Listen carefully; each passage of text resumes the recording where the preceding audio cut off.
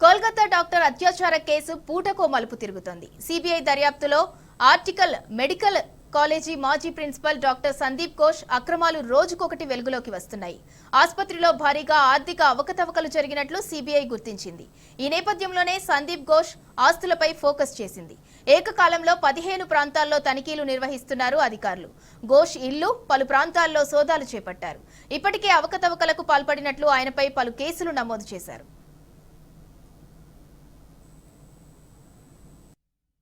దేశవ్యాప్తంగా సంచలనం సృష్టించిన వైద్యురాలి అత్యాచార కేసు దర్యాప్తును సిబిఐకి అప్పగించింది కోల్కతా హైకోర్టు. అయితే తీగలాగితే డొంక కదిలినట్టు ఈ కేసు దర్యాప్తులో హాస్పిటల్ ఎక్స్ ప్రిన్సిపల్ లీలలు ఒక్కొక్కటిగా బయటకు వస్తున్నాయి. శవాలు, అవయవాలు, రక్తం, హాస్పిటల్ చెత్త, రీసైక్లింగ్ లోనూ ఘోష్ హస్తం ఉన్నట్లు గుర్తించింది. గతంలో సందీప్ ఘోష్ పై ఆర్జికర్ ఆసుపత్రిలో పనిచేసిన డిప్యూటీ సూపరింటెండెంట్ అఖ్తర్ అలీ తీవ్ర అవినీతి ఆరోపణలు చేసింది.